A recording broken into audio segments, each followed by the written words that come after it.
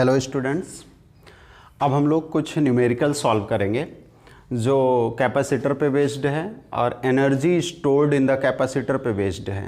ये दोनों न्यूमेरिकल बड़े ही इंपॉर्टेंट है। इसमें अभी आज हम क्लास में 3-4 न्यूमेरिकल करवाते हैं और बहुत ही इंपॉर्टेंट है, अपने आप में सारे इंपॉर्टेंट और सारे न्यूमेरिकल्स बोर्ड में 2 बार 3 बार ऐसे पूछे गए हैं। ठीक है ना। तो चलो ठीक है, आपको दिया गया है क्या निकालना है कि total energy stored in the capacitor in given network. जो इस नेटवर्क में जितनी दिया गया है यहाँ पे एनर्जी कितनी स्टोर्ड है। बेटा यहाँ से देखना 6 वोल्ट बैटरी है यहाँ पे आपको दिया गया है और 2 माइक्रोफैरड यहाँ पे सारे कैपेसिटर हैं और फैरड में चेंज करोगे तो 2 × 10⁻⁻6 हो जाता है। लेकिन अभी हम लास्ट में उसको चेंज कर लेंगे, अभी माइक्रोफैरड ही रहने दो। देखो इसको सॉल्व करते समय, कभी भी इस चीज़ को सॉल्व करते समय हमें अब देखना क्या होता है कि कौन पैरेलल कॉम्बिनेशन में है, कौन सीरीज कॉम्बिनेशन में है। अगर हम टोटल स्टोर्ड एनर्जी निकालना चाहें तो उसको कैसे निकाल सकते हैं, half CV²। C means resultant, वहाँ पे हमें क्या होगा कि रिजल्टेंट ऑफ कैपेसिटर का रिजल्टेंट क्या होगा, टोटल पहले इसका रिजल्टेंट निकाल लो। V as a volt here means 6 already दिया गया है, तो हमें C निकालना है कि net capacitance of the capacitor निकालना है।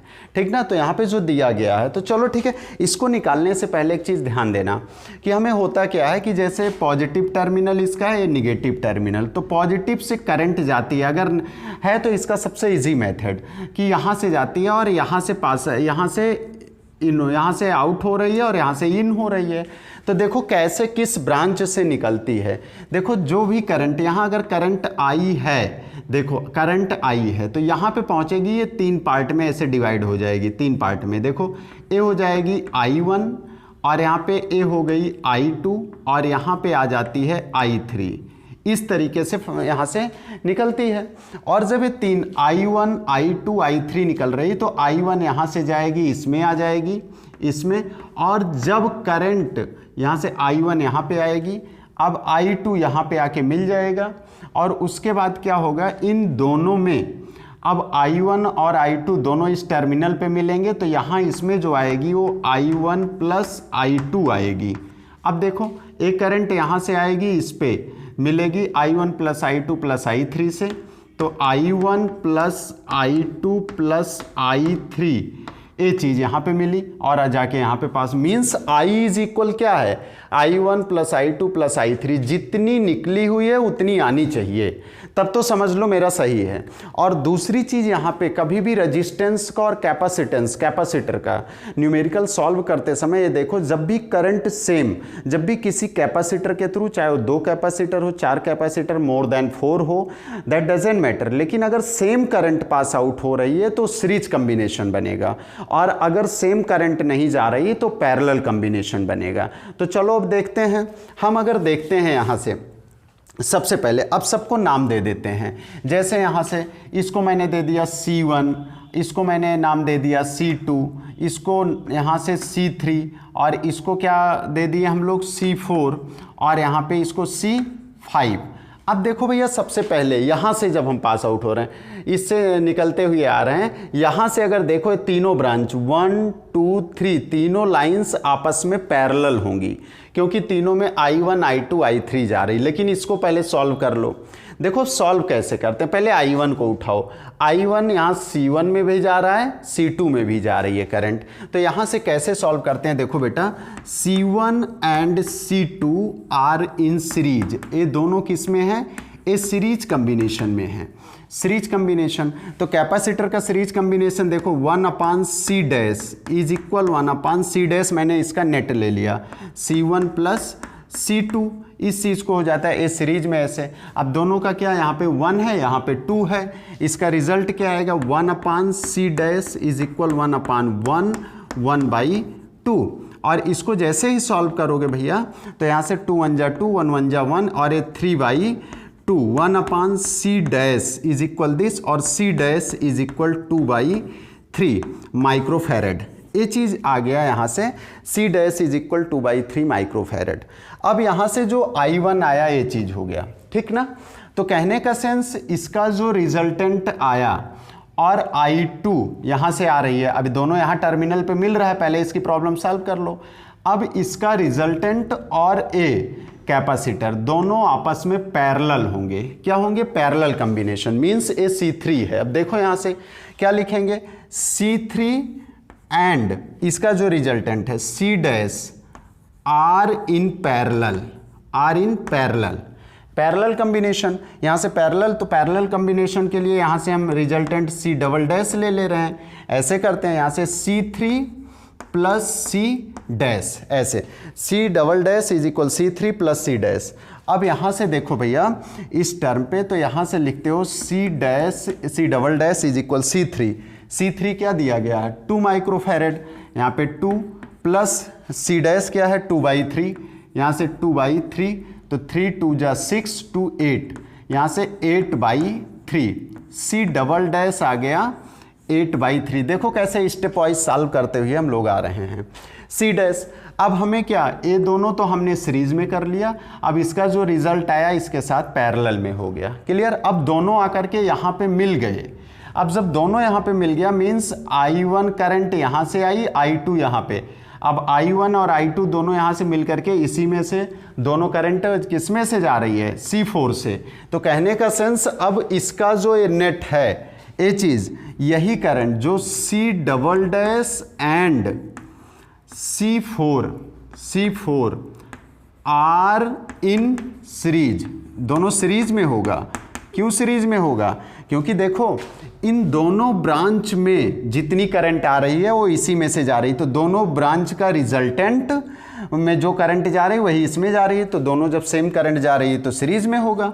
तो यहाँ से देखो भैया इसको C ट्रिपल डैश ले लेते हैं, यहाँ से is equal C double dash plus, अब यहाँ पे क्या हो जाएगा? C4, इसको ले लो C triple dash is equal, C double dash क्या है?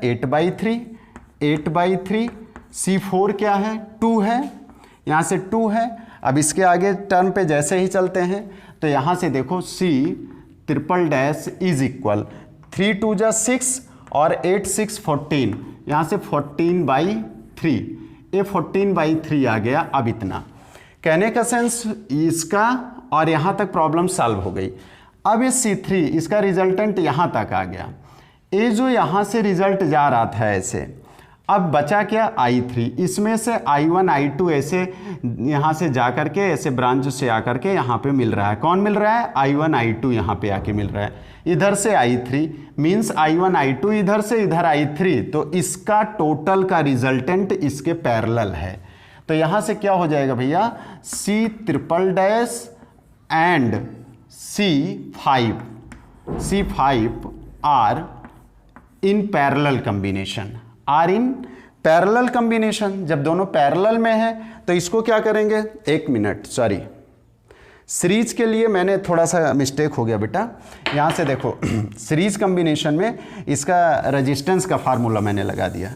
यहाँ से देखो, यहाँ से C, इसको यहाँ से ध्यान दो इस पे, C ट्रिपल डैश, अब यहाँ पे पैरेलल का इसमें ऐसे चलता है, यहाँ से क्या हो जाएगा? 1/C double dash plus 1/C4। अब इस पे वैल्यू रख दो, 1/C triple dash is equal 1/C double dash का 1/8/3 प्लस 1/C4 क्या है? C4 2 है, इसको और सिंप्लीफाई करो, 1/C triple dash is equal, a ऊपर चला जाएगा यहाँ पे 3/8 प्लस 1/2, यहाँ से 3 2 जा 6, ये हो जाएगा 3 2 जा 6, 8 1 जा 8, और 8 6 यहाँ से 8 और 6 14/8 2 जा 16, 1/C ट्रिपल डैश 2 7 जा 2 8 जा, C triple dash is equal 8/7। इस चीज़ को देखो यहाँ से, ये आ गया। कहने का सेंस हो गया इसका रिजल्टेंट, पूरे का रिजल्टेंट 8/7 आ गया। अब जो इसकी ब्रांच यहाँ से आके यहाँ पहुँची, ये इसके पैरेलल होगा C5 के। तो यहाँ से लिखो भैया कि C triple dash and C5 are in parallel combination. अब पैरेलल फाइनल कैपेसिटेंस आ रहा है तो इसको ऐसे कर दें C, अब पैरेलल का ऐसे formula triple dash plus C5, तो C is equal C triple, यहाँ से क्या हो जाएगा, इसका कैपेसिटेंस की वैल्यू 1 माइक्रोफैरेड, 1 प्लस यहाँ पे क्या हो जाएगा 8/7। अब C इज इक्वल 7 1 जा 7 और 8 7 15, 15/7। यहाँ से हमको मिल गया 15/7 माइक्रोफैरेड। क्या मिल गया 15/7 माइक्रोफैरेड। ये टोटल कैपेसिटेंस नेट कैपेसिटर हो गया, net capacitance of the capacitor हो गया। यहाँ से ये चीज़ तो आ गया। अब हमें क्या निकालना है, एनर्जी स्टोर्ड, कितनी एनर्जी इसमें स्टोर्ड है, energy stored in the capacitor. ये भैया इससे निकाल लो, हाफ CV², तो हाफ C क्या हो जाएगा 15/7, 15/7 V² 6 है तो 6 × 6, यहाँ से 2 3 जा, यहाँ से 2 3 जा इज इक्वल क्या हो जाएगा। अब देखो यहाँ से 15 6 जा 90, 15 15 6 जा 90, 9 3 जा 27, यहाँ से 27/7। ये चीज़ यहाँ से आ रही है, एनर्जी कितनी स्टोर्ड हो रही है, इसमें कितनी एनर्जी स्टोर्ड, इसमें एनर्जी स्टोर्ड कितनी हुई है, या आप इसको ऐसे लिख सकते हो यहाँ से। अब देखो इसको जैसे ही सिंप्लीफाई करोगे तो यहाँ से आपको मिल जाएगा 38.6, 270/7। ये इतना जूल, लेकिन ये जूल किस में जा रहा है, ये माइक्रोफैरेड में जा रहा है। जब इसी को फैरेड में निकालोगे तो आंसर मेरा आएगा 38.6 × 10⁻⁻6 जूल, इसके टर्म में आ जाएगा। क्लियर। यहाँ से ध्यान देना, हमें सबसे ज़्यादा ध्यान देना है कि इसी पे जहाँ पे सेम करंट फ्लो हो रही है, जिस ब्रांच में, वो सारे सीरीज कॉम्बिनेशन में होंगे, और जहाँ जहाँ डिफरेंट हो गई वहाँ पे क्या हो जाएगा, वहाँ पे हमें पैरेलल कॉम्बिनेशन। स्टूडेंट्स अब इसको देखते हैं, यहाँ पे एक फिगर दिया गया आपके सामने, और इसमें क्या निकालना है, कैलकुलेट द इक्विवेलेंट कैपेसिटेंस। यहाँ पे एनर्जी स्टोर्ड कितनी है उससे मतलब नहीं है, यहाँ पे सिर्फ कैपेसिटेंस, हमें इक्विवेलेंट कैपेसिटेंस निकालने हैं। चलो देखते हैं। देखो इसमें सबसे पहली चीज़, जब इस तरीके का कोई दिया गया है एक ब्रिज के फॉर्म में, अभी अगले चैप्टर में हम पढ़ेंगे व्हीटस्टोन ब्रिज, उसके थ्रू हम देखते हैं बैलेंस करना। तो बैलेंस करना थोड़ा सा अभी बता दे रहे हैं। जैसे हो गया P, मान लो इसको Q और इसको R और इसको S, तो एक वहाँ पे फार्मूला, एक इसमें देखते हैं एक डायरेक्ट एक मेथड कि अगर हम P/Q इज इक्वल R/S होगा, ध्यान देना P/Q इज इक्वल R/S होगा, तो ये बीच का जो क्या कहते हैं यहाँ पे दिया गया है जो कैपेसिटेंस, ये इनएक्टिव हो जाएगा। क्या हो जाएगा, इनएक्टिव हो जाएगा, उसका रोल फिनिश हो जाता है। तो चलो देखते हैं, यहाँ से P/Q क्या होगा 18/9, इसके आगे देखो 18/9 इज इक्वल P/Q ये हो गया, R/S, R क्या हो जाएगा 9/4.5। अगर इसको देखते हैं तो ए भी और ए भी कैंसिल आउट होकर के 2 इज इक्वल 2 आ जा रहा है।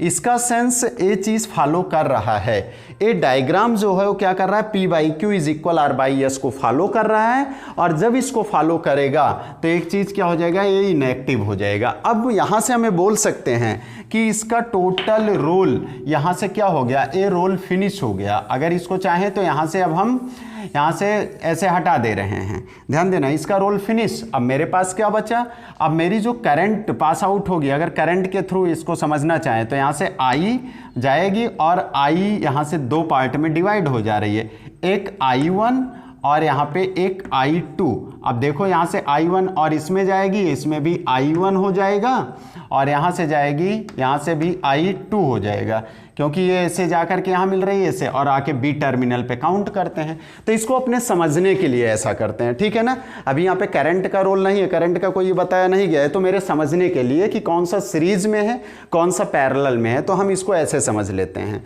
ठीक है ना। तो यहाँ से देखो I यहाँ से जा रही है इसमें, तो कहने का सेंस क्या हो गया, अगर इसको हम एक नाम दे देते हैं C1, C2, C3 and C4, तो हम देखेंगे C1 C2, जो C1 और C2 दिया गया ये सीरीज में है और C4 और C3 ये आपस में सीरीज में है। तो चलो निकालते हैं। यहां से देखो C1 and C2 are in series, एक इसमें है सीरीज कॉम्बिनेशन में, तो इसका resultant 1/C dash is equal 1/C1 plus 1/C2 ऐसे चल जाएगा। यहाँ से इसका कॉम्बिनेशन देखते रहिएगा। अब इसके बाद 1/C डैश इज इक्वल, जैसे ही C डैश इज इक्वल, अब इसकी वैल्यू यहाँ पे रख देते हैं 18 और 9, यहाँ से 1/18 प्लस 1/9, इसको सिंप्लीफाई कर लो। जैसे सिंप्लीफाई करते हो इसको, तो यहाँ से क्या हो जाएगा, ऊपर 3 और नीचे क्या हो जाएगा 18। क्लियर। 1/C डैश और ये 1/6, तो C dash is equal 6 pico farad, ये चीज़ आ गया। यहाँ से ये चीज़ आ गई। दूसरा वैसे ही देखते हैं, यहाँ से C4, ये करंट इसी में पास हुई, यहाँ से निकल रही है C4 और C3, तो यहाँ से ये भी कर सकते हैं। लिख दो कि C3 and C4 are in series, ये दोनों आपस में सीरीज में होंगे। क्लियर। तो इसका रिजल्टेंट 1/C डबल डैश, क्योंकि इसका फार्मूला ऐसे होता है कैपेसिटर के टर्म में, 1/C3 प्लस 1/C4। अब यहाँ से 1/C3, C3 क्या हो गया, यहाँ से सॉरी C3 4.5, देखो यहाँ से 4.5 प्लस 1/C4 1/9, यहाँ से ये चीज़ हो गई। अब हमें क्या हो गया, 9 यहाँ पे हो गया। क्लियर ना, 9 ऐसे मिल जा रहा है। और उसके बाद क्या हो जाएगा, यहाँ से 2 प्लस 1 मीन्स 3, डायरेक्ट लिखो 3, और 1/C डबल डैश, और C डैश इज इक्वल 3 1 जा 3 3, बेटा यहाँ से क्या हो जाएगा, वहाँ नहीं, हाँ ये 1/3 जब ये चेंज हो गया, तो यहाँ से क्या हो जाएगा, ए 3 पिको फैरेड। तो यहाँ से आ गया C डैश एंड C। कहने का सेंस, इसका रिजल्टेंट जो आया C1 C2 का वो 6 आया, और यहाँ से C3 C4 का जो आया वो 3 आया। लेकिन अब हम देखते हैं दोनों आर्म्स, A आर्म्स और A आर्म्स आपस में पैरेलल में है। क्यों पैरेलल में है, क्योंकि यहाँ I1 जा रही है, यहाँ I2 जा रही है। जब दोनों में डिफरेंट करंट जा रही हैं तो दोनों पैरेलल हो जाएगा। तो यहाँ से देखो भैया, दोनों का जो रिजल्टेंट था, अब इसके आगे यहाँ पे लिख सकते हो C dash and C double dash are in parallel, ये दोनों पैरेलल में है। तो net resultant C is equal C dash plus C double dash, तो C is equal C dash क्या है 6 और C डबल डैश 3, और C इज इक्वल क्या आ गया 9 पिको फैरेड। इसका आंसर आ गया 9 पिको फैरेड। आंसर देखो, इसका आंसर आ जाएगा 9 पिको फैरेड। ठीक ना, ये इसका करेक्ट आंसर। तो बस इसमें ध्यान देना ये रहता है कि जिस भी आर्म्स में अगर सेम करंट फ्लो हो रही है तो सीरीज में है, अगर डिफरेंट हो गई तो क्या हो जाता है, वो पैरेलल कॉम्बिनेशन हो जाता है। क्लियर ना। चलो अब अगले क्वेश्चन पे चलते हैं। ये क्वेश्चन बहुत ही सिंपल है लेकिन बहुत ही इंपॉर्टेंट है। ये कई बार बोर्ड में भी पूछा गया और कंपटीशन में भी ऐसे क्वेश्चंस पूछे जाते हैं। अब देखो यहाँ से कुछ भी नहीं, सिर्फ सिंपल सा ये देखना है कि C1 C2 C3 किस कॉम्बिनेशन में है। तो भैया एक चीज़ ध्यान दो, अगर यहाँ से करंट I है तो यहाँ से करंट I इस टर्मिनल से अगर यहाँ पे I1 हो जाएगी तो यहाँ पे करंट क्या हो जाएगी, I माइनस I1 हो जाएगी। अब I माइनस I1 यहाँ पे जाएगी, ये भी दो उसमें चेंज हो जा रही है, यहाँ से I माइनस I1 हो गई, यहाँ पे आई, ये भी दो पार्ट में डिवाइड हो गई।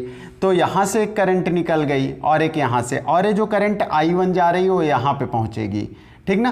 कहने का सेंस, अगर इस करंट का डिस्ट्रीब्यूशन देख रहे हैं, करंट चाहे इसका डिस्ट्रीब्यूशन चाहे यहाँ से, करंट को डिस्ट्रीब्यूट करिए और चाहे इस कैपेसिटर को, इस कैपेसिटर में, तीनों कैपेसिटर में कोई सेम करंट पास नहीं होगी। सारी करंट आकर के यहाँ पे मिलेंगी, एक सारी करंट आकर के यहाँ पे मिलेगी, तब जा कर के सेम होगी। तो कहने का सेंस क्या हो गया कि जब तीनों कैपेसिटर के थ्रू हमें कोई भी करंट सेम पास आउट नहीं हो रही है तो तीनों कैपेसिटर क्या हो जाएंगे, पैरेलल कॉम्बिनेशन में हो जाएगा। और जब तीनों कैपेसिटर पैरेलल कॉम्बिनेशन में है तो इसका रिजल्टेंट क्या हो जाएगा, C is equal C1 plus C2 plus C3, क्योंकि पैरेलल का ही वो होता है। तो यहाँ इसको डायरेक्ट ऐड कर लो, 6 2 4 और 4 to 6 और 6, यहाँ पे 12 माइक्रोफैरेड इसका रिजल्ट आएगा। क्या आ जाएगा? 12 माइक्रोफैरेड। इसमें कुछ भी नहीं है, डायरेक्ट सारे पैरेलल में। अगर फिर से यहाँ से ध्यान दो, नहीं तो ये होगा कि जल्दी से सर ने बता दिया करंट का डिस्ट्रीब्यूशन। ये क्या हो जाता है, देखो I माइनस I1 यहाँ से हो गया। ये जब I माइनस I1 यहाँ पे हो गया तो ये करंट यहाँ पे आके पहुँची। अब यहाँ से मान लो करंट I2 यहाँ निकल जा रही है, मान लो करंट I2 यहाँ पे, तो किससे I2 निकली? I माइनस I1 से, इसी से ही। तो यहाँ पे जो निकल रही है, जब इसमें से I2 निकल जाएगा तो I minus I1 minus I2 हो जाएगा ये करंट यहाँ से। अब यहाँ से I2 आ रही है, यहाँ पे I2 आई, यहाँ से करंट यहाँ तक पहुँची और यहाँ से करंट I1 आ रही है। देखो यहाँ से I1, अब जब I1 यहाँ इस टर्मिनल पे आके I1 और I2 मिल जाएगा, ये दोनों आकर के यहाँ से क्या हो जाएगी? I1 प्लस I2, और यहाँ से क्या निकली है? ये चीज़ करंट आई है I minus I1 minus I3। अब इन दोनों को ऐड करो तो इससे दोनों से कट जाएगा, मीन्स I ही बचेगा। तो जितनी करंट इनसाइड गई उतनी आउट होनी चाहिए, अगर जितनी करंट जा रही है उतनी निकलनी चाहिए। अगर इस तरीके का डिस्ट्रीब्यूशन आपने दिया हुआ है, इस तरीके से करंट को डिस्ट्रीब्यूट किया है, तो इसका मतलब आपका करंट का डिस्ट्रीब्यूशन 100% करेक्ट है। दूसरा फंडा यही याद रखिएगा, जब भी सेम करंट जिस भी ब्रांच से जाएगी वो सीरीज में होगा, और जब डिफरेंस हो जाएगा तो वो पैरेलल कॉम्बिनेशन में होगा। भैया इतना याद रखना। एक लास्ट क्वेश्चन और करते हैं हम लोग। The plate of a parallel plate capacitor 100 centimetre square, centimetre square का सेंस है एरिया दिया गया है। क्या दिया गया है? एरिया दिया गया है उसके, and separated by a distance by 2 millimetre, इतना दिया गया। कहने का सेंस यहाँ पे एरिया इज इक्वल दिया गया 100 सेंटीमीटर स्क्वायर। मीटर में जब चेंज करेंगे तो इसको लिखेंगे 100 इंटू 10 टू पावर -4 हो जाएगा, क्योंकि स्क्वायर है 10 टू पावर -2, क्या हो जाएगा? 10 टू पावर 4। और यहाँ डी क्या दिया गया है? 2 मिलीमीटर, और 2 मिलीमीटर को जब मीटर में कन्वर्ट करते हैं 2 इंटू 10 टू पावर -3 मीटर, यहाँ से ये चीज़ आ जाएगा। क्लियर ना? तो ये चीज़ हमें मिल गया। सी की वैल्यू ये हो गई। Find the energy stored by the capacitor, और 100 वोल्ट से कह रहा है, चार्ज भी हो रहा है। V इज इक्वल 100 वोल्ट भी दिया गया, मीन्स हमें स्टोरेज एनर्जी देखना है। तो हाफ CB², तो V ऑलरेडी है, C निकालना है। तो C को जब हमें फाइंड आउट करना है तो यहाँ पे क्या करेंगे, ध्यान दो। कैपेसिटेंस ऑफ अ कैपेसिटर, यहाँ से बेटा निकालते हैं, capacitance of capacitor is equal, यहाँ से क्या हो जाएगा? Capacitance of a capacitor C is equal epsilon not A by D। यहाँ पे जो वैल्यू है ये एप्सिलॉन नॉट की वैल्यू है यहाँ से, ठीक ना? C is equal this. अब इसकी वैल्यू यहाँ से पुट कर दो भैया। इस वैल्यू को यहाँ से 8.85 into 10 to power -12, 10 to power -12 into, अब एरिया क्या है? एरिया ये है 100, यहाँ से 100 into 10 to power -4 divided by d क्या हो जा रहा है?